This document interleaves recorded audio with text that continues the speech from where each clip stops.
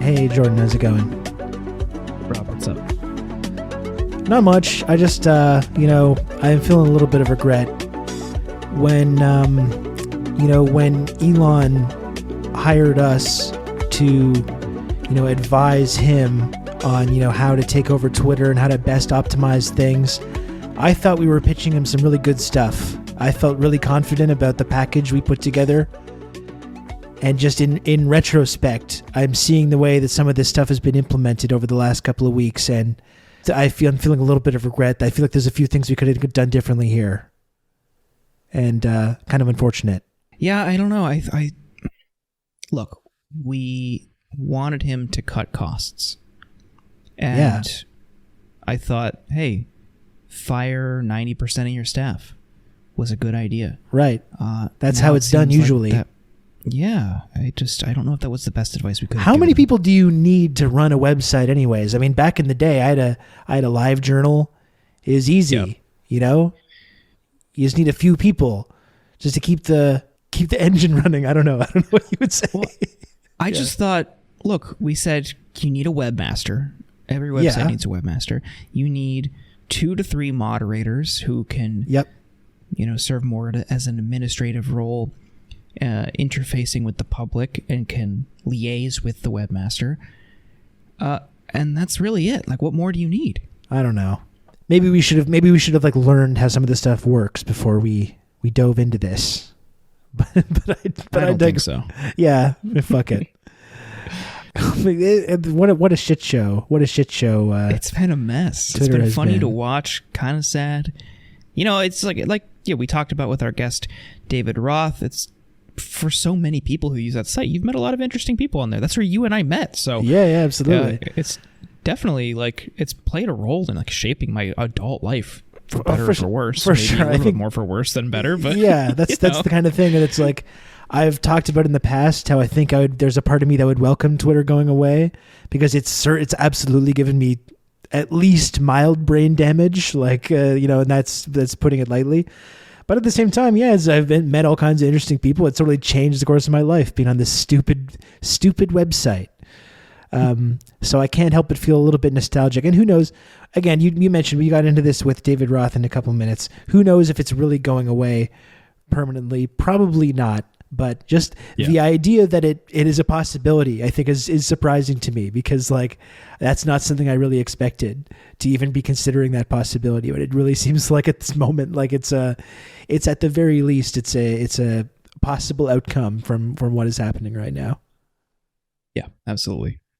More on that in our conversation with David Roth. But before we get to that, did want to point out, we have upgraded. You're looking at big update, or listening to a new and improved, a more enhanced Insurgents experience. It's hardcore mode. Yeah, we've got hardcore mode here. We told the interns, look, you either go hardcore or you're out. And everyone said yes. But we're doing 2 episodes a week now. That was one of the biggest piece of feedback we got from listeners, was that's what you wanted.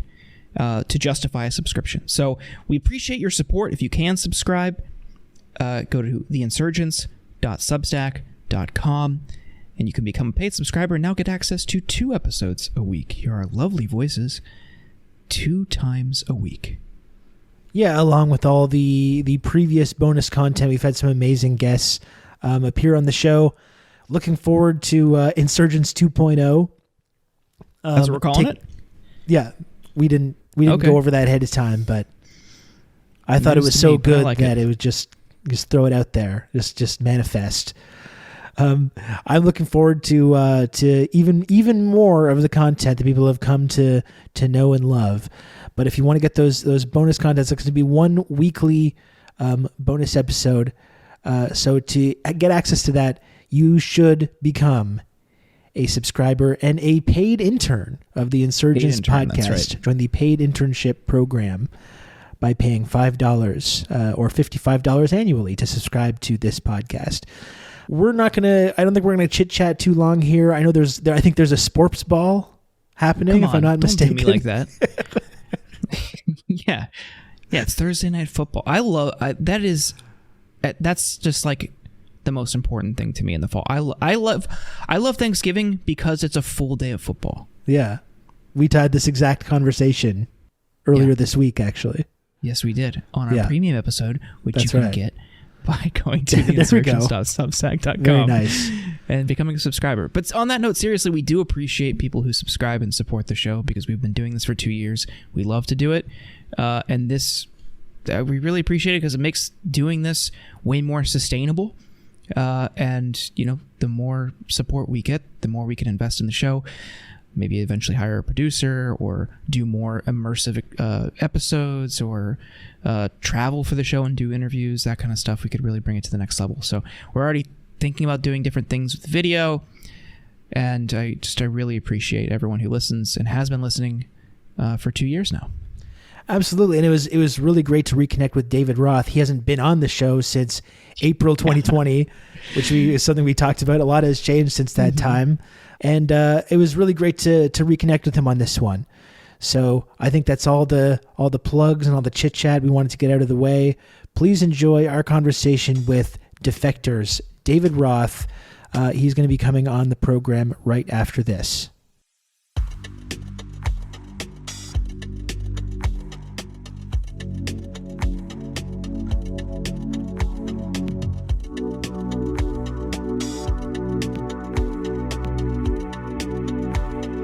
Did you see that tweet about Probably. the guy the guy who quit pornography and he said like his facial structure changed? Yeah, he has a sober Chad physiognomy now. Right. That's one of those things that is probably going to be one of the last phrases to leave my brain when my mind dies.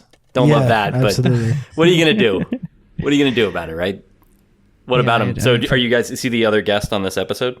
Yep. Great. Yeah, he should be coming soon. Can't wait to chop it up. And this is we're gonna do an NFL whip through with him, right? We're just gonna go through this week's slate of games. Yep. Talk about great, awesome. I'm ready. The over-unders, talk about how watching games on Prime is the worst viewing experience. It stinks. It's so bad. I kind of love how bad it is. I like when it breaks down and like 'cause we have not the best reception necessarily in our apartment. So if I'm watching it, about a third of it looks like the way that those like 90s highlight videos that people used to cut together on YouTube looked, where you're just kind of like watching avant-garde shapes move through space, which is a really interesting way to watch like the Texans. Like, I don't know that that's actually worse than just watching it up close. For me, it's the sound. It's just like, it feels so flat compared to any other network's broadcast. And I think it's just that they don't pipe in the crowd sound at like a high enough level where maybe it's my, I don't know. I have a cheap like surround fake. sound. It's just the play callers, it's just the announcer, the color commentary guy, and maybe some on-field sounds. But if you watch on CBS or Fox, you're getting, or even Monday Night Football on ESPN, you're getting like crowd sounds throughout the entire game. But this is such a flat audio experience. It feels fake. Yeah, I think that some of that, I should watch it more closely because I have noticed that it feels a little bit off. But I'm also like stodgy enough about this shit that part of it is just that like Thursday Night Football still doesn't feel real to me. Like as a thing that happens every week, I'm just kind of like, oh, okay. Like it's a way, like I update my fantasy teams and stuff. Like I live as if it is real. And yet like I keep forgetting that it is a normal thing. I remember when I was younger that it was like a special treat that would happen at the end of the season. Or if there was like a scheduling blooper, like the way that like once the college football season ends, that there's like NFL games on Saturdays all of a sudden. And that's like fun, but once you're just sort of like jamming it in there and it is like always some sort of like Texans related experience, you're just like, at some point you start to write it off. I just finished reading that Business Insider story about the Silicon Valley pro-natalist eugenicist movement. Did you read that shit? I did, but that sounds awful, though. Cannot recommend it highly enough. Yeah. Just some real primo freaks. And at this point, like, I'm nauseated by every new, like, sort of twist of, like, teal adjacent perversity, where all these people are just like making up new ways to define the fact that they just like want to be a duke who lives in a castle and abuses their serfs or whatever. But this one was real, just prime cuts all the way through. People that identified as secular Calvinists. Okay. Like, you can just say whatever you want, I guess. But really, some rich concepts. I recommend that. Anyway, we can talk about the things we're actually going to talk about. In retrospect, I'm not sure it was the best idea to hand over the keys to the global economy to these folks. Right. I don't know. People that somehow, like, it's not that they can't read. They just don't read. And yet they've got plenty of ideas. I just don't know where you're getting all of this stuff. Like, the way that you see some of these, like, optimization hacker types talking about it, like, you're like, you should be listening to 8 hours of podcasts a day. And it might be that that's where they're getting all their ideas, but like, that seems like a really good way to drive yourself insane. Especially if those podcasts are like Mark Andreessen interviewing the Bronze Age pervert or whatever, you know? Like, anyway, we can talk about the normal things you want to talk about. Sorry. David Roth, thank you for joining us again. It's been a while. I just looked back to see when you were on the show last. It was April 2020, which feels not too long ago, but also forever ago. Like, I was listening to the conversation about a half an hour ago, and we were all very naive about how long COVID would be a thing. Yeah. Was it like a baseball season preview episode? Like, we were like, well, should we sort it out any couple weeks from now for sure? Like, obviously it's frustrating, but I still do think that we're going to get 140, 150 games this year. Rob was riding high about the Raptors still being the world champs. It was nice. Right. Yeah, April 2020 would have been like, we were weeks into this, and so like I'm thinking about what my hair and face looked like at that time. Obviously, you can't see it because we're using the technology we're using. The April 2020 version of me was not, I'm going to be honest with you, the best podcast guest that you could have booked at that time. We were all going through it. Yeah. I guess that was the thing I was holding on to, though, at the time, the one positive. And that's, to me, I will go to my grave believing that the Raptors would have repeated as NBA champions had the pandemic prove they wouldn't happened. Have? Yeah, exactly. The true tragedy of COVID is really the bubble season. Yeah. When it comes down to it, Pascal Siakam's regression in the bubble was just very unfortunate. Tragic. Yeah. I mean, it's one of those costs that I think we're going to spend the rest of our lifetimes trying to figure out how to process. Absolutely. It was also funny to listen to that conversation because apparently that week multiple reporters on network broadcasts had said Trump was offering a new tone and a new style of leadership. I love it when COVID they would specifically. say that. Yeah. And it's just like now 2 years later, looking back on how overall he handled it, and then also what came after he left office. Yeah. With January 6th, it's just remarkable to hear those comments in retrospect. Well, I remember writing about it at the time because that was April 2022 was like basically Defector, I think. Like, we didn't have a website yet, so I was just writing blogs for freelance money to keep the lights on until we started our website. And so I like had to write about Trump every 2 weeks so that I could pay my half of the rent and utilities. And so I was paying closer attention than anybody should have, certainly than was good for me.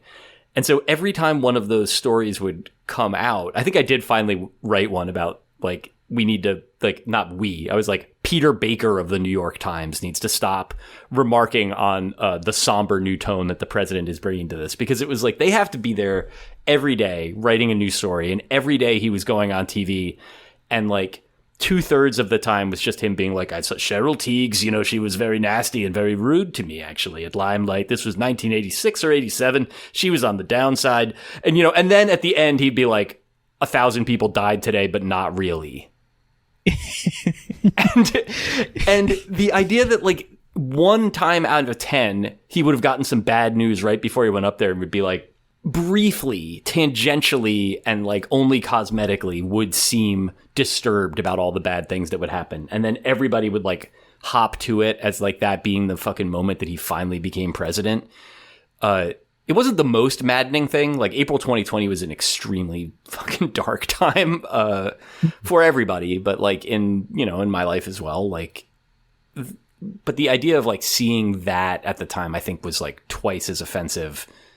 In retrospect, it just kind of seems funny because, well, I mean, in part because he's not president anymore, but there was also that element of like, I don't think anybody really believed it. I think that they just like the office of the president was so important to them that they were still trying to fit this like just big fucking oaf into the suit that they needed him to wear so that he would make sense as a president. And he just like wouldn't do it except for like whenever it happened accidentally for a few minutes at a time and they could like get him to look in the right direction for a photo, they were just like absolutely out of their minds with delight.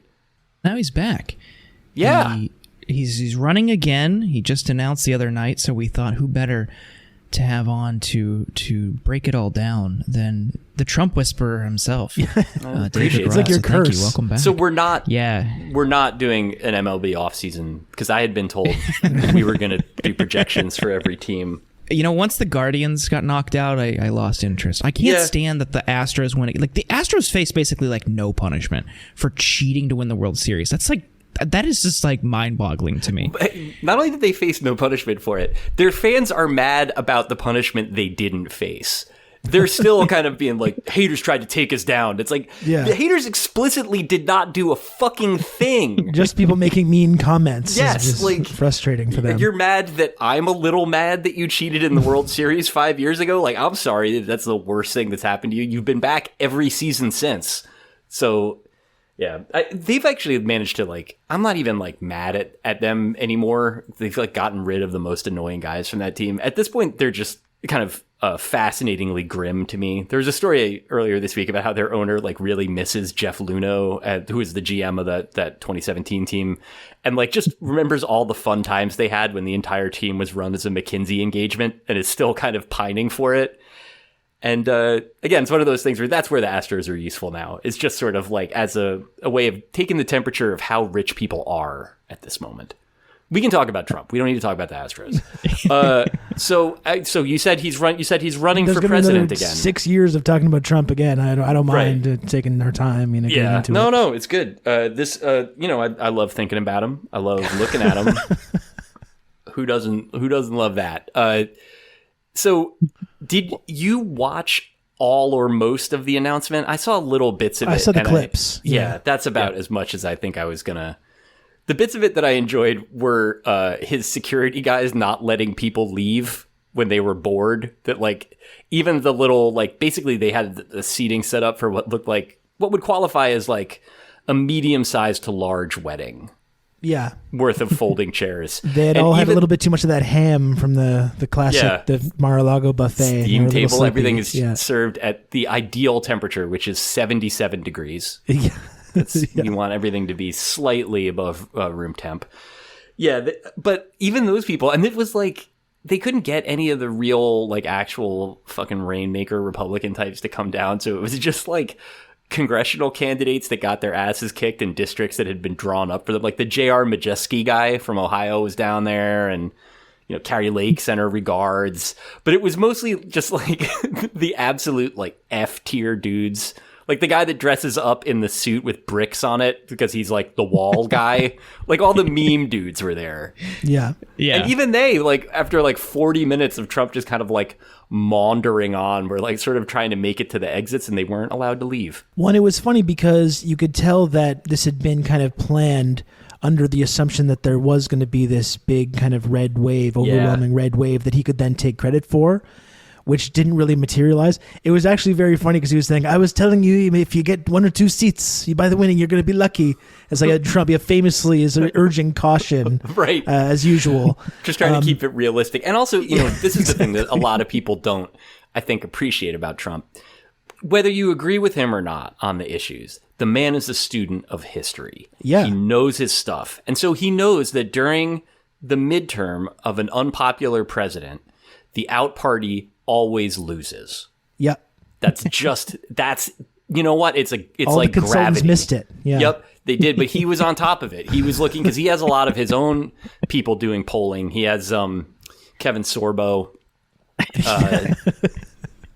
and I'm trying to think who else. He has former Astros reliever Bud Norris. So he's got some really good guys doing it. But He's that assembling information a team. is proprietary. Yeah. I mean, it just like whatever. He at this point, we can talk more, at your leisure about whether he has the juice or does not have the juice. That's the big question. I think at this I don't point, think he does. like the thing that I always sort of struggle with him is that like he can be funny. He can even be funny when he's trying to be funny, but he is much funnier when he is not trying to be funny. At this point, I don't really think that he is even funny anymore. Like, not because of the fact that, like, we know what a fucking bad guy he is and what a bad job he did as president and all that. Like, there's that, too. Like, contextually, it's really harder to laugh at him when you're familiar with how much damage he did to the world. But the stuff that... There was one bit before, he was doing one of those interviews for the fake cable news channels, the things that like only exist so that like Media Matters for America can pull clips from them and be like, look at this, like, but you like can't get them on any cable package. So he's talking with like Newsmax 2 and said it was like, I think that if they do very well, I should get all the credit, and if they do poorly, I should not get any blame. Genius. And, which is admittedly, when you read it, is like, it scans as a joke. Like, it is very obviously a gag. And yet the video, which again, this is sort of the part of it that made it. So it was a funnier bit because of the fact that he was not joking at all. Like, he was doing the thing where he just like is blinking really fast and he says the same thing in 3 different ways consecutively, which is like kind of classic flustered Trump. But I think that the old version of Trump that was like riding high would have been able to say that and have it come off as a joke. And in this case, it is like, it's a guy with his back against the wall who's very afraid of being indicted. And also, I think understands that like the second that people see that he's like a loser who has no follow through on stuff, it's kind of over for him. And so he can't make the jokes. He can still say the things that are funny, but they're not jokes anymore, which is kind of, something has been lost there. Yeah, and that was one big thing that I noticed from the speech that he gave too. There's distinct lack of riffing.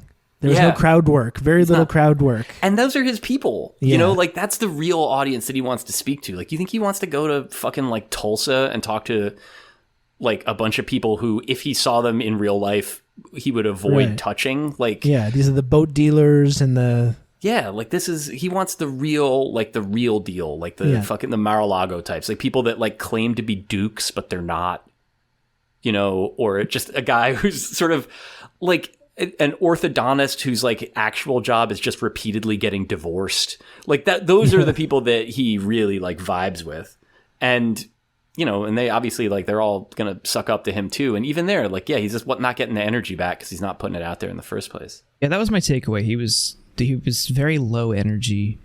He seemed very tired. He didn't have... I don't know. It seems like he's running out of necessity. Like, he's not running because he is excited about it. He even mentioned, he's like, I don't have to do this. Like, in his speech, he said something about, like, I could just, essentially just be on vacation the rest of my life. Which is the sort of... He used to joke about it. Even at the end of the 2020 campaign, there was one bit that he did, and, like... just in like one of the worst towns in Pennsylvania. Like, it wasn't Allentown, but it was like something like that, where he was talking about trucks, and then he started again doing like some classic free associative amphetamine Trump riffing, where he was like, I could just get in one of those trucks and drive away, drive the hell out of here, drive the fuck away from you all, you hogs. And like, of course, the crowd is just like loving it. But it's like, that is a weird joke to make. Like, I don't even think it qualifies as like a Freudian slip. He's just sort of like, before I go back to the American Carnage stuff, I'm just going to think about how nice it would be to go back to my, like, the bed that I have near the golf course where I'd spend my days, like where I would much rather be. But it does seem like he's running out of necessity. I've read that he's apparently like really worried about actually getting indicted, which is funny because I don't know anyone that thinks he's ever going to get in any trouble for anything he's done. He might be the only one who thinks right, it's like, which I guess, closing in on. If you have to convince one guy, like, he's probably the one that would, I mean, I guess in some ways would be the easiest to convince, but also it's important. Like, no one cares what an unpopular sports writer thinks about his stuff. But yeah, like, it does have this feeling of like, I mean, I think that he is still the guy for that party because there's no one else they care about that much. Like, I think that it feels very much like the dynamics of 2015, 2016 primary, season is like beginning to sort of line up in the same ways, right down to the fact that you've got this like, the popular establishment backed sitting governor of Florida as his main foil. I remember that. Like, I was alive when that happened the first time around. But he doesn't seem to have the, I think at this point, he's just like, he can't be seen as a guy who loses, and he can't go away, and he can't not be in public. And so, like, yeah, I do think you're correctly assessing that this is something he's doing because the alternative for him is like just effectively the same thing as dying, which is, having nobody think about you anymore. There's this growing thought that seems to be adopted pretty widely on the Democratic side that DeSantis, like you said, is his foil and ultimately could beat him. And, there's polls that show that DeSantis is much more popular than Trump right now. Those could change if they are even reliable. As the midterms showed, we really don't have a reliable polling infrastructure in this country. But on that sentiment, do you think, like you said, he's the guy for that party? Do you think that his star is starting to flicker or dim? Is he going to be eclipsed by, I don't know why I'm using like space and astronomical terms, but is he going to be like, thank you, is he going to be surpassed by DeSantis over time? I don't think so. I mean, I think in part because it's weird. Like, he may, I guess there's a world in which DeSantis wins that nomination. I mean, he's been successful there. He's the type of bully that, Republican voters seem to like. And, whatever, he has the same, like, that he's basically sort of recreated the dynamics of like Netanyahu Israel or like Orban Hungary in Florida, in the sense that it is like a very, very illiberal democracy presided over by a crook who will do anything. And like that, again, is like, that was effectively the appeal that Trump had too, was that like he would do that for America, but he'd cut you in, so that like you'd be on the side that was protected, and then you'd just get to watch him smash all the outgroups that you hate. I don't know if we saw that piece in the Washington Post the other day as well. That was like, don't look now, but DeSantis could be the person that could just bring the Republicans party back to normal, and just be and it's like, are you looking at the same guy? Him. Like this, right. This extreme reactionary, like you said, governing over this very liberal, like non-democratic fiefdom down in Florida. Like, I don't know if which that is seems, like, and traditionally too, Rob, has been like, it's the outlier state. Like, the idea that just basically, like, if you told most Americans we're going to make the rest of this country like Florida, like, everybody knows what that means, and I don't think that most people necessarily want that. That's not a winning message. No, I mean, it's like everybody's aware of Florida, and they got like some nice beaches and stuff and all that, but it's like not the sustainable thing. It's not like you go to people and we're like, what I did for the state of Louisiana in terms of good governance, that's what I want to bring to the entire country. Like, people know that is not like a viable sales pitch. I think that the thing with DeSantis that it's bizarre, especially in reading stories like that, to see him getting credit for it, is that what he basically is like a pedigreed Trump who, and again, this is only true if you don't pay a lot of attention to him, seems normal because he came up through the, the proper channels, like it's Harvard and Yale, and like he was, a lawyer and a member of Congress and did all the things that you're sort of like supposed to do to become a politician, instead of being like the guy that had a cameo in Home Alone 2 and then talked about it for 20 fucking years, which is like, and like it boringly, which is basically where Trump is. But I think that the reason that I don't think that DeSantis can surpass Trump is not because I think that fundamentally what that base wants is not the effective implementation of Trumpism so much as it is the feeling of Trumpism. It's the vibe of being a part of that movement. And I don't think that DeSantis has the charisma, but more importantly, doesn't have the fame. He doesn't have the Q rating that Trump has to make people feel like they could be a part of that. That like with Trump at this point, like it's a fandom. It's like he didn't do very much as president. He didn't do a good job. People's lives didn't necessarily get better in any meaningful way. Although if you'd asked a lot of his fans, they would be like, "Of course it did. Yeah, it was right." Because he made them feel like they were a part of something, you know. And like they made up all these fucking kooky stories where he's going undercover to smash the child predator, you know, the child sex predator rings and all that. Like that's a weird thing to do, and it is not obviously a symptom of a politics that is cooking properly, but it is also like that's fan fiction. That is like a fandom doing what it does, making some stuff up to keep themselves entertained while the person that they've organized around kind of just functions as like a place for them to orbit, a place for them to meet, you know? And I think that DeSantis doesn't have that power, not because of the fact that he's a lousy politician who has like almost like embarrassingly slavishly modeled himself on Trump to the point where he does the same gestures, he speaks in the same cadence. He's a cover act. Like in like basically every meaningful sense, he's a cover act. The fact that he puts this stuff into action and actually hurts the people that Trumpism purports to hurt more efficiently than Trump himself did is like, that's maybe appealing, but it's not. I don't think that this is a results-oriented movement. It's a vibe-oriented movement.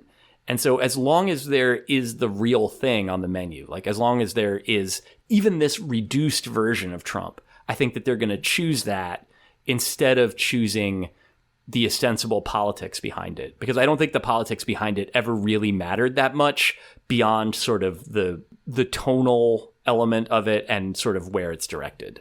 There was one person you mentioned briefly earlier, and I think we do have a baseball tie-in here, and good. I want to run this by you because I think I'm sensing the emergence of a new political block, a voting block.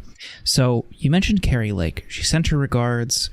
This was an election denying candidate for governor in Arizona. She ended up losing. I mean, I don't think she's conceded yet. She lost. I don't to think Katie she's Hobbs. going to concede. She might even just try to show up on day one. She's she won anyway.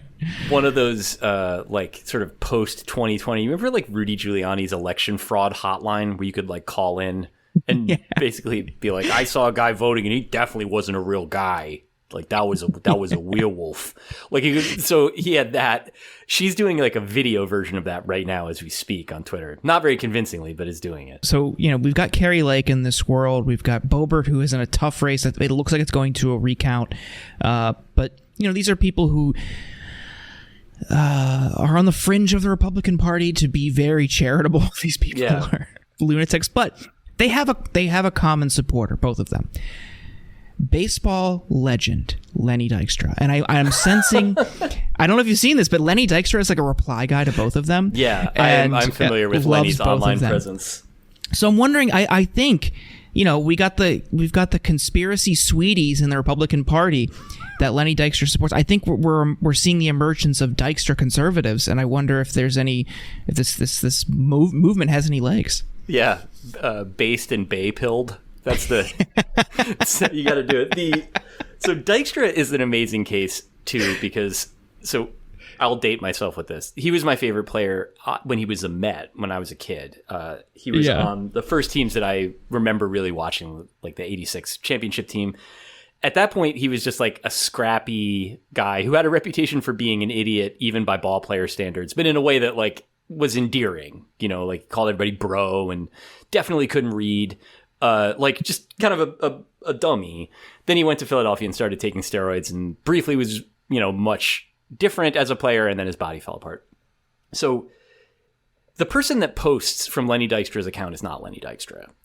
It is my friend Louis Keene revealed who the person was in the forward a while back. It's a lawyer, Orthodox Jewish lawyer, I believe in like Westchester County or Rockland County, New York, who has some relationship with Dykstra. And, it's not like it is it is canon that Lenny Dykstra is horny and conservative. Like, he's not like breaking character necessarily, but Lenny Dykstra is definitely not in any position to be writing posts at this point. Like, his brain is a mess due to a lot of bad decisions that he's made over the course of his life. So what I'm really curious about now is what the editorial process is for this, because every now and then another thing that the Dykstra account has done that is fascinating is like call out Jewish politicians as anti-Semites, call out like Reformed Jewish congregations in the tri-state area as being an issue he cares about. And right, I was going to say something that Lenny Dykstra has famously been passionate about. Shomer Shabbos, Lenny Dykstra. And so there's a lot of those posts like where you see them and like those are the ones where it is most obviously not Lenny. And presumably he doesn't fucking care. Like, I don't like, there's no like, they were trying for a while to be like, yeah, he like he went to like a Chabad house and, you know, had dinner with the rabbi and like it, like, no, he did not. Like, Lenny Dykstra did not go to a place of worship and talk to a religious leader. Like, sorry, that's never happened in his entire life. It would never happen unless like there was some sort of, if that person was selling drugs, maybe he would do it. But it's not something that he would do in this case. But in this instance, so those are clearly Lenny just letting that guy cook. I want to know if this guy is like workshopping these with Lenny Dykstra, where he's like, are you just so, you know, for brand fidelity's sake, like, you definitely want to smash Lauren Boebert, right? And then like Lenny, or it's like, yeah, so do that post. And then he does it, you know, or with Carrie Lake, it's the same deal. But it is a really weird sort of thing to see. It's not quite at the level of like, I don't know if this is still going on. Maybe you two would know. Where like after Herman Cain died of COVID, his account, which was being run by like aides at that point, was doing a lot of like COVID denial stuff. And people would always be replying like, I think you should be a little bit more respectful of COVID given that it killed you. And they would just sort of like walk that off. In this case, I wonder like where the cutoff is for like seeing a guy that I remember as a real person become a fake online version of a thing. Like how uncanny this could actually become for anyone who remembers Lenny Dykstra as a baseball player and as a person. Like, cause seeing him become a like a who's Jewish enough cop is not like, that was not on the list of possible outcomes for what his, you know, the back third of his career would be like as a public figure. And yet like it's really happening. There's something really very uncanny about it. I really want to see a Lenny Dykstra tweet about why Summer Lee is bad for Jewish Pittsburgh residents. I think that's important. We need that. Yes. I want some he'd be like, this one just goes out to the boobies and the Zadies. You know that this person does not represent. Yeah, like yeah, the idea of like Lenny Dykstra having, because he's already had, you know, like there's the early career period, there's the steroid period, there's the entrepreneur and stock picking period, there's the getting arrested every 6 months period. Nobody anticipated like APAC. APAC Lenny Dykstra. Yeah, APAC Lenny. Saw that shit coming. I mean, on that front, in sports and anti-Semitism news, Kyrie Irving has been in the news recently. What an easy segue.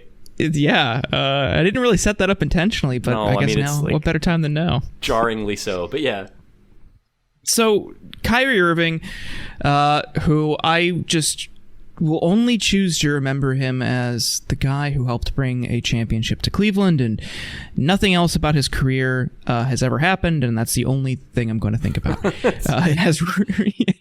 Has you know, plays for the Nets now, and recently shared a link, or tweeted out a link about a movie that is, you know, widely been decried as anti-Semitic, and has, I guess, I don't know if it's adjacent to or within the same realm of, you know, the Black Hebrew Israelites.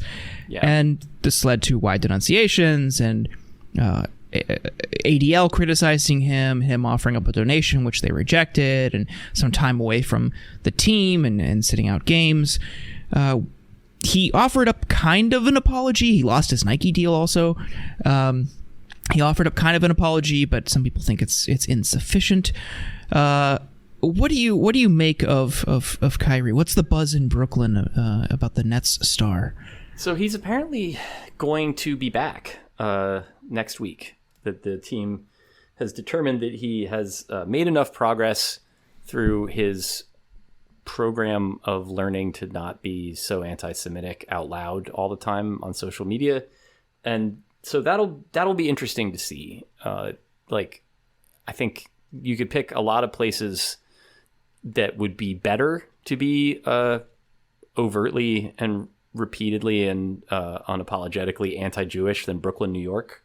But this is the one he chose. So that is the situation that he is in. I feel so. I've enjoyed watching Kyrie as a player. I don't cheer for the Nets. I was a New Jersey Nets fan growing up, and they moved. I did not need that anymore. And as great as he is to watch, and he really is, you know, as a player, he's the sort of guy where, like, even if you didn't follow basketball, if you'd never seen it before and you watched a game, you would identify that he is great. Like, he's phenomenal. You know, yeah, he's terrific to watch. He's also been a butthead for a long time, and this type of butthead too, like a guy who sees himself as sort of like a mystic prophet as opposed to just an athlete. And that's fine. I mean, I wouldn't want to see myself as just an athlete either. He's not just an athlete, you know, he's a person. I just think he's not a very introspective or insightful, or I think in the case of this movie, which I am sure, and this was Bomani Jones's position, we talked about this on the Distraction podcast when he was on with us, he definitely didn't watch that fucking movie. Like, Drew McGarry, my coworker who wrote about the movie for SF Gate, did watch it. The movie is 3.5 hours long. And it is apparently, like, absolutely as kooky as can be. Like, it is just one guy making a weird thing with a bunch of, like, fake Hitler and George Washington quotes in it and stuff. Like, it is... Even Kyrie Irving did not watch it. It is the sort of thing that he would share, and I think that the Black Israelite stuff is, like, kind of weirdly more mainstream, just in terms of Kyrie, and then I think also... got to say that Kendrick Lamar has been showing some strong Black Hebrew Israelite tendencies for a while. Uh-oh. It's like closer to the mainstream than it has been at any time in my life, but it is not a mainstream philosophy. It is not even as mainstream a version of anti-Semitism as what Kanye West has been doing for the last, you know, month and change, or 10 years and change, depending on who you talk to about it. That, like, Kanye stuff is like, that is 8chan shit. Like, it is like counting the number of Jewish executives at different companies and stuff. Kyrie is just out there on, like, he's just fucking scrolling. That is the nature of his engagement with the world. And it is a righteous version of scrolling. Like, every now and then he'll, like, say something about the water defenders or whatever. And you're like, yeah, good. Like, good for you. Like, or say something about Palestinians. And it's, again, like, good for you. Like, no athlete is, like, doing that. It's just that that's not coming from a place of conviction. It is coming from a place of signaling, I think. And he's never really demonstrated to me any follow through on any of the stuff that he is supposed to care about. I think in this case, the reason that he's been defiant when he's been challenged on it is that he's being asked to apologize in public and go through this kind of shitty PR car wash that exists in professional sports for moments like this, because he's not the first player to pop off with anti-Semitic shit like this. And what that usually means is you send Deshaun Jackson to the Holocaust Museum and he talks with somebody for a little while, and then he's not anti-Semitic anymore because he didn't fucking know. He's just being stupid. Or he knows enough that he's not going to be anti-Semitic on social media anymore. Yeah. Kyrie had to do all that stuff. And I think there's a part of me that, like, you know, especially where, like, the Anti-Defamation League, which is an organization I think has a lot of problems, is concerned, I get resisting that. No one likes to have to be humiliated in public. But, like, again, I don't think that any of this is coming from a deep enough place that you can say that there's any kind of real underpinning. That it feels like signaling on the part of the league. It feels like signaling on the part of Kyrie. I don't think that there's any sincere understanding anywhere about how dangerous this shit actually is when it's shared recklessly, because I do think it really is dangerous, or can be dangerous. I think that, like, downstream, this stuff can pop up in ways that are not necessarily anticipated. But the thing that's so like sort of dispiriting about it to me, I guess, is like how meaningless and sort of theatrical it all feels. How trite and under-examined his bigotry is, and how insincere and cosmetic and PR managed the response feels on the part of the league and on the part of the team. It's just the sort of thing, I'm Jewish. I don't let myself go through life thinking about the threats to me for that. But like, it's realer to me and my family and people, in my religious tradition than it is to anybody else involved. And it's strange to see it kind of soft pedaled in that way by people who can't or don't take it seriously like that. Yeah, I wouldn't want to suggest that the blowback that he got wasn't justified, because obviously he's someone with a big platform, and it was really irresponsible to be kind of doing this kind of stuff and sharing these kind of messages. Do you think there's any hypocrisy involved in the fact that he was singled out so much, where, for example, Amazon, who's like hosting this content, didn't seem to have any kind of criticism whatsoever? That wasn't part of that conversation at all. The fact that this content, which is so apparently, I haven't seen it, but from what you have said and with what others have said, it seems like so out there and hateful and weird and anti-Semitic that it required this big, national conversation, this big blowback. But they're hosting it and ostensibly profiting from it, and they weren't part of that push, the blowback whatsoever. So it seems a little weird how he was the focus, while the massive corporations that are hosting this content and profiting from it are just completely ignored in that. I think that's correct. I mean, I think that there's the thing with Black Hebrew Israelite stuff is that, as old as it is, it's not something that people necessarily take that seriously. Like, we've had a Black Hebrew Israelite mass shooting, in Newark, New Jersey. That was like a few years ago. Like, it has been stuff that people take that seriously. But the way that I see it in my life, walking around New York City, is like, you see those guys around the subway stations at like 125th or 14th Street or wherever, and they're dressed like they're in the fucking Sun Ra Orchestra, and they're ranting about the so-called Jews, and nobody makes eye contact, and you just keep walking, right? If that was the level that he got it at, I'd be like, all right, well, this is like the one guy that ever stopped and listened to this shit. The fact that it was, I don't know what to believe about his story, because his original story was that he entered the Hebrew name of God into the Amazon Prime search engine, and that this movie was what came up, which, like, I don't know what level of fucking high shit that is, where you're just sort of like, well, let's see what they've got for under Yahweh on Amazon. Like, maybe there's a streaming series, because there's so many programs these days, so you never know. Like, maybe Chuck Lorre did a 3-season sitcom for Amazon Prime about it. In this instance, like, the Amazon element of it is like perfect, but it's like a grace note in a bigger, dumber thing. Because like a lot of the stuff that he would find, like, this was an idea that was always going to get there. The fact that he was able to find it on the Everything Store website, that they're just like throwing it up there.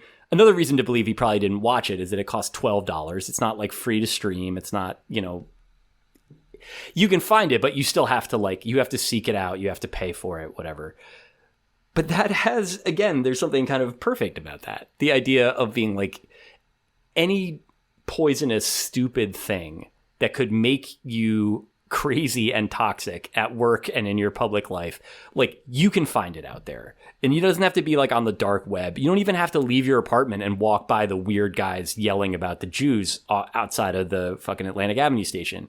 Like, you can just like be more high than any person has ever been, type those letters into like your Roku remote, and just let that thing happen to you. Like, that, it sort of lets you know the conditions for it. So, I mean, yeah, like, Amazon sucks ass, like, obviously, but all of it feels kind of perfect. That, like, you wouldn't find this in the ways, like, he wouldn't find this in the ways that normal people would. He would find it in a way that, like, somebody else who didn't care and didn't know and never stopped to think about it would make it available to him. So just because we like to do our due diligence here and we like to fact check and validate everything we say, I did just go to the Amazon Prime store and type in Yahweh, and it is the 1, 2, 3, 4, 5th result. Nice. So, what are the first 4? Esoteric Agenda. I don't vouch for this. I don't know what that is. Sounds good. Probably Sounds good. Everyone should watch that. It's got a Freemason symbol on the cover. Yep, that's so definitely probably stream the real Jesus Christ, which looks more like just hyper Christian stuff. Uncovered, the Cult of Yahweh, the Lost Symbol, Truth or Fiction, another Freemason symbol. So probably in the same camp as the first one. And then this Hebrews to Negroes. Wake up, Black America. Great stuff. Well, that's cool that Amazon... This is also one of those Amazon deals where they have so many different sections for their books. So there's always, like, someone could be like, I wrote the #1 best-selling book in... Well, this was actually... This is it's the genre of pornography that deals with pelicans. But it was the #1 selling pelican porn book. You can look it up on Amazon. It's a whole thing. Like, so this is the problem with being the everything store is you have everything. What's crazy about this, and this speaks to the downstream effects of this type of stuff, is so the other ones in this search had single-digit reviews. This now has 1,871 reviews. So sick. I 77% are 5 stars. So and they're all within the past couple days. Yeah. So it's just like people are now flocking to this bullshit because of him. Yeah, I mean, I don't imagine that any of those people are watching the movie. Some of them might. But I have this, I was joking about this with Drew, that I feel like everybody that actually watched the movie and, like, paid attention to all of it and took notes, like, all of those people wrote a blog about it or talked about it on ESPN. Like, because they're, like, professionals doing their job. There's nobody that has, like, 3.5 extra hours to watch some dude's amateur documentary about this. Like, Drew says that there's a moment in the movie where there's just a 5-minute break where there's like some words appear on screen, that there's a lot of scrolling text. You will not be surprised to learn on the screen. That's like, now that we've learned the true story of this, like, let's take some time to celebrate. And they just play celebratory music for 5 minutes while, like, nothing happens on screen. Like, it's not a movie. It is like a cry for help, first and foremost. So yeah, I mean, if 77% of the people that, like, they sat down, they watched that movie, which is, like, longer than, it's, like, basically the same length as, like, the super long version of Apocalypse Now that Coppola put out, like, 10 years ago. So all of them sit there and they watch it and they're convinced by it. 77% of 1,800 people is, like, still more than I would like, but I still, it's not a very appealing set of ideas, like, if we're being honest. Right. Like, anti-Semitism as a thing, of course, has a long history. This particular version of it is, like, very esoteric and not very compelling, and the production value is going to be low. Yeah. If Kyrie wanted lessons on how to, truly apologize and show sympathy to the Jewish community, I think he should just reach out to Danny Green. I mean, Danny Green is someone who's famously done that. I had to do it to him one time. Yeah. Yep. LOL. You don't have to do it to him one time. LOL. #Holocaust. #Holocaust. Yeah. It's one of the greatest posts. Was that even that was an Instagram post? Was that a Twitter? Did he tweet that? I think it was. I'm very Facebook familiar with Instagram. the post. I think of it as, like, a really rich text. Someone told me that apparently if you go on, like, Tinder in Germany, that there's a lot of people taking selfies at the Auschwitz Memorial because it's, like, visually very striking.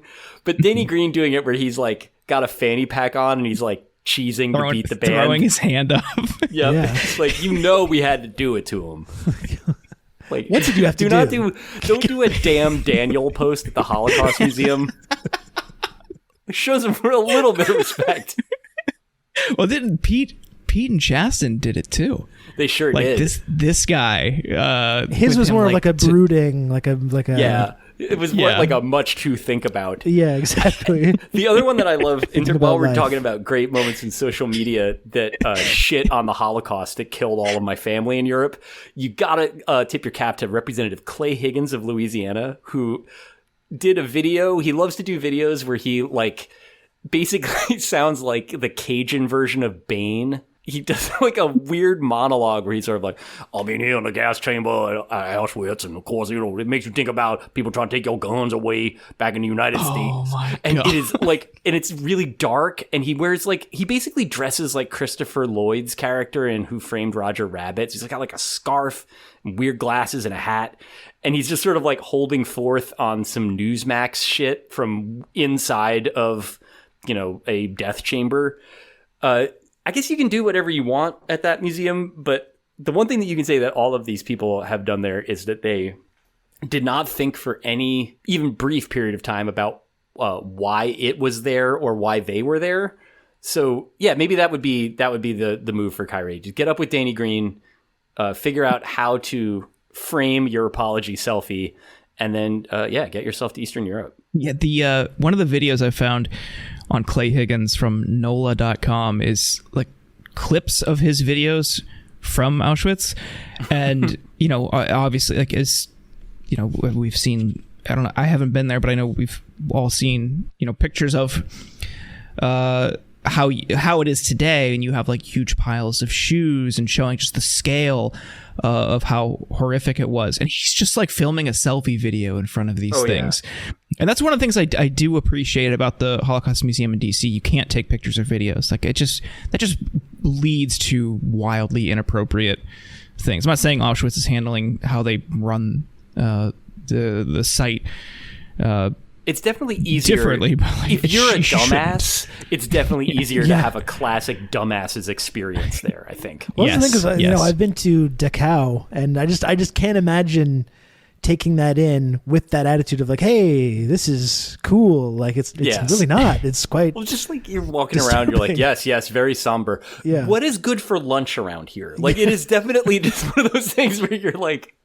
you're using the minimum amount of your brain possible to like move through a space at that point. The Danny Green one is great because it is so obvious that he's not thinking about it. The Clay Higgins ones were more offensive to me because it was sort of like, you see this place that has all of this history and like all it reminds you of is just like the same cable news bullshit that you're thinking about all the time. Like it wouldn't have been less offensive if he had done a video there about like the Saints quarterbacking situation and how like you simply have to get Jameis back on the field. It's the same thing. It's just that like he doesn't care about sports as much as he cares about like thundering about the woke fascists. While we still have you, David, I'm wondering your where you're at and with the whole Elon Twitter experiment. I love it. I love what's happening there. It's been very entertaining, definitely. But it's like I was very skeptical of the whole idea that like Twitter is going away.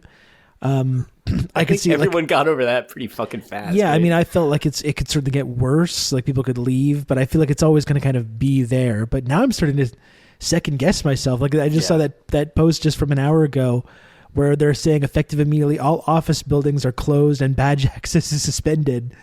So like there's might be a real chance the whole website's just getting stripped for parts. It's weird. So I wrote about it earlier this week, and I think some of what I was writing, I mean, I'm sad about it, to be honest, like to be earnest about it too. It's like, I've had a great time on that website. It's stupid. And like, it hasn't necessarily made me a smarter or happier person, but like, neither has any other bad habit that I've ever picked up. Like I've met a lot of people I like there. It's a lot of fun times joking around about stuff. Like I will be sad if it goes away because I loved it, and I don't think that so what I wrote in the post that I did was basically like you, I didn't think that it was going to die. Like, it's not the sort of thing where you like pull the plug out of the wall and it goes and you get a black screen, right? Like, that's not how things end.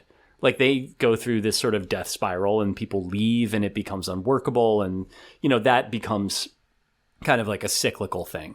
So I figured that it would go out the way that like Friendster went out, where like eventually it's like mostly bots and no one's there anymore. It's kind of a graveyard. Yeah. Right. Or like the thing that I have to like stop myself in writing it because I've done it so many times is just like a haunted space station. Like every social media site eventually turns into the Event Horizon. Yeah. If you like let it go long enough.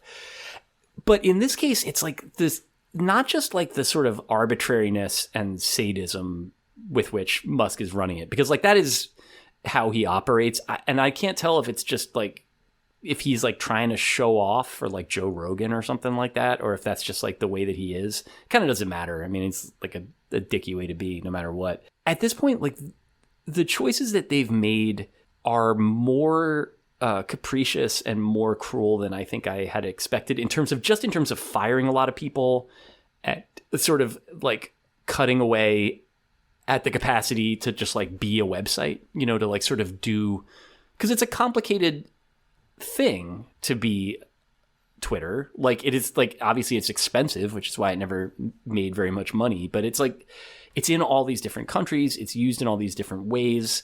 And at some point, like, if it doesn't work like that, then no one has any reason to be there, even out of force of habit. So you'd think that the one thing that I sort of expected him to do would be to like make sure the site stayed up and workable, and then change the rules to benefit his friends and flatter himself. And it just seems like he's not aware of how hard it is to keep a site like that upright. And that's the way that I could see it sort of tipping over. Is it like, I mean, I'm already expecting like leaks and, janky load times and all this stuff just because there aren't enough engineers there. I think people were talking about it dying. They had this idea that it would like be overrun by fascists or, like more bots so, or whatever. Yeah, right. More so. But I mean, like, or that it would just be like the way it was in like 2014 before I think like a lot of the filters got good. Like it's not like people stop saying fucking gross stuff to me or you or anybody else. It's just you don't see it as much. Like they hide those replies, and it's great. It really did like improve the experience of the site a lot. And so I figured that they would like unhide those, and that would be annoying, and maybe that would force people out. It never occurred to me that the like actual technology would stop working. Yeah. But I agree. Like, I mean, does that sound crazy to you? That like that kind of feels like what the next domino is. Well, it's almost like Musk has been bullshitting people for so long about his like genius abilities in engineering and coding, all this stuff which don't actually exist, that he believes it himself now, and he actually believed that he could just waltz in there and fix all the code and do all that stuff, even though he has no idea how any of that shit works. I love that. Is the funniest type of posturing that he's done on there, where he's like, he'll just like say a bunch of coding gibberish, and then somebody who is like aware that this is their last official act as an employed person is like, you have no idea what the fuck you're talking about. It's like, I feel like that's happened great. Like a half dozen times already. That like, there was a story that my colleagues were telling me about. I did not remember this, but from Theranos, that apparently Sunny Balwani, who was Elizabeth Holmes's right hand and partner and all that, was a tyrant and was despised by the people that worked there. And the way that they would get over on him, or a way that they would like play pranks on him, is that they would make up words that were like medical terms or, technology terms for what they were trying to do. And they knew he didn't know what the fuck he was talking about. Like he was just some venture capitalist guy. So like all he knew how to do was profits and losses and stuff. And so they would say them to him over and over again until he would start saying them back to them. So the word that I remember was that they would talk about, they were like, this process, which is called crazing, is like something that we need to do in order to get this reading from the blood. And he'd be like, yes, of course, I know that. Like, blah, I'm fucking Sunny Balwani. Like, you can't tell me shit. And so like, eventually it would get to the point where he would just be saying back to them, like, well, have you tried upping the crazing speeds? And they'd be like, yeah, we're going to try that actually next. That was the next thing we were going to do. And I feel like Elon's got some of that heading his way. I love it. The people that I've been curiously following have been the people who bought check marks with the Twitter Blue subscription, and then have been replying to those staff members who talk about how Elon doesn't know what he's doing, or they're using a completely separate approach for like the Android app, for instance, and then replying to him presentation is like, what the fuck? Yeah, being like, oh, you're in trouble, like, or just like just telling them they're fired, even though they're just some random person in Topeka, Kansas. Right, it's or like really when great Musk to watch. is like, you're fired, and they're just like replying, being like, that's right, sir, like, definitely, like, I agree, Mr. Musk. I saw Pat Blanchfield called that meta scabbing the other day, and like, it's really remarkable bit of that, like, obviously, like, I don't have to sound like hard bitten about this. This is an app that we're all on, but like we've been on Twitter for long enough at this point that like I've seen levels of servility and like bootlicking stuff where like power and money is concerned. That like even from having like also, you know, been somebody with a job for 20 odd years, that like I've seen bad stuff there too. I never imagined that it could be as gross as it was. This is like somehow worse. Like people like lining up to give money to the guy that they believe is the smartest guy in the world because he is the richest guy in the world, or was, like, is like, I don't know how you fucking operate. Like, if that is the way that you see your position in the world, I don't know how you successfully navigate a trip to the grocery store. Well, it's also that like, I can kind of understand if, you know, someone at one point believed that Musk was at the very least like a capable person, or a, you know, a powerful industrialist, right, or something. Or he did make a lot of money. Yeah, and there was also a very slick marketing campaign that was employed to convince people of exactly that. But it's like when it's clear now, like it should be obvious now, like what this guy is about. But the people that still are holding on to this idea that he is still this brilliant genius, this business master, or whatever, yeah, despite all evidence to the contrary, that I don't know what's going on with someone that would still believe that, while with full access to everything that's happened over the last couple of weeks. That's really remarkable to me. Yeah, it's honestly, I mean, not to try to put too obvious a bow on the episode, but like it does sort of remind me of Trump to a certain extent, where it's like, I'm begging you to look at the thing that's right in front of you. Like, I know that you made up a story where like this rich, powerful guy is your cool friend and he's going to like cut you a deal to like help you because he admires how loyal you are to him. But also like, look at how they act. Like, look at what they do, you know, like Tesla's as a car, like it actually exists. There is no way that you can look at Musk's stewardship of Twitter, and I think maybe you could think of what he's trying to do long horizon, that he's got some idea to like make this the everything website that he wanted to make in the 90s or whatever. You can't look at what he's doing day to day and say that this is a guy who seems like he's doing a good job or is in command of his shit. Like, I really don't know how you could get there. Yeah. I think he's just going to end up... Maybe if you buy a check, you get some extra insight into his process. Those are frozen now. It's sad. Thankfully. Because of wokeism. That's right. Well, also the parody accounts, like they were funny for like a half an hour, and then it was just like everyone had the same formula. It's like, company that I don't like, here's them saying something they would never say. Yeah. And then that was it. There was no like creativity after a little bit.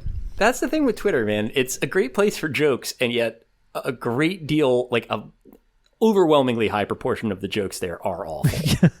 And they're all the same too. It is like, I mean, obviously, like I'd say that the right has it worse in the sense that they've just been banging away on the phrase attack helicopter for 10 consecutive years now. But in this case, like, yes, most of the parody ones were pretty whack. I think ultimately it's going to be fine. There's just so much money, especially outside money involved. I think he's just going to reverse course on a lot of stuff, which it seems like they're already kind of trying to do. Yeah, like all the people who didn't sign on to his email, the hardcore email, are not going to be fired now. Yeah. I mean, like, I don't know what he fucking expected there, too. Because the idea of it being like, well, you got two choices. Like, it's either 3 months of severance during the World Cup, by the way. And like, so that'll basically carry you from now through March Madness. So you get 3 months of severance starting now, so you can just hang out and enjoy all of those things. Or you can come work for an emotionally unbalanced, arbitrary guy who just fired all of your friends and is going to make you work 70-hour weeks. Like during the holidays. So, and is through this trial and error process learning about all the decisions that have been made and why those things existed in the first place, and like ignoring you the entire way. In public, what do you pick? Every day he's going to do that. While you're working, he's going to be on Twitter saying, how do you open PDF in a different way? So that, yeah, like I think I would love to know the percentage of people that banged that yes button when they got that email at this point. Maybe it's a level of deal craft we can't appreciate, but I think I saw it was like a very, very small percentage, like a vast majority of like the remaining 3,000 people, a very small percentage actually said yes. And then like everyone else was, you know, in that the premise was they were going to be fired, but now Elon's like, actually, no, you still have your jobs, because they realized that they wouldn't have anybody left. Everybody was just replying, "Sorry, football's on." We got to watch that. Our Texans related viewing experience tonight. That's more important. Yeah, I was gonna say that's how you do it. If Elon really wanted to make it, that was something else that somebody pointed out. For the amount of money he paid for Twitter, he could have basically bought every AFC football team, like all of them, not like any of them, all of them. Yeah, and yet, well, whatever. Maybe this is a better deal. Well, the Commanders are going to need a new owner, so the damn Durs. Yeah, it's apparently like Bezos wants them. Which no. Yeah, I mean, no one's going to outbid him. The only other name I'd seen attached to it was John Henry, who owns the Red Sox and also some Premier League side that I don't know what it is. But yeah, I feel like, well, whatever. You don't ever want to hold up Jeff Bezos as the example of anything good, but he does seem like he's getting a little bit more out of life than Elon right now. So yeah, maybe that's what Elon should do. Maybe he should buy the Orlando Magic. I love it. That's our life advice for him. David, we don't want to keep you. We said 45. We've gone much longer. Plus, the game is about to start soon. Yeah. I got my DraftKings lineup in. I want to go anxiously refresh, every 30 seconds to see if I'm winning $20 or nothing. Now that you're set, can I ask who do you choose for your tight end? Well, I do the showdown captain mode. So I don't always have to pick a tight end, but I did tonight, and I picked Hooper. Nice, I like it. This is so that's good. I'm glad that people now they just get people on the record. Their thoughts about Austin Hooper is important, I think. I think I don't know. I just think that Green Bay's defense is going to have a little bit of an advantage. They're used to the weather more than Tennessee. Tannehill's not a great quarterback, so I could see him frequently, tossing it to Hooper in a bind. So that's why I went with him. That's classic Ryan Tannehill behavior. Savvy stuff. Yeah. We'll see how it plays out. Thank you for having me, guys. I appreciate it. Thank you so much, David. Yep. Thank you for listening to The Insurgents. Please remember to subscribe over at theinsurgents.substack.com. Find the podcast on all your favorite podcast apps, and please remember to leave a review on Apple Podcasts. It's very helpful, and we appreciate it a lot. But please, again, don't mention Ken Klippenstein in the review. He is banned from the show. It's a lifetime ban, so please do not mention him in the review. And we'll be back later this week with more of the content that you know and love. Goodbye.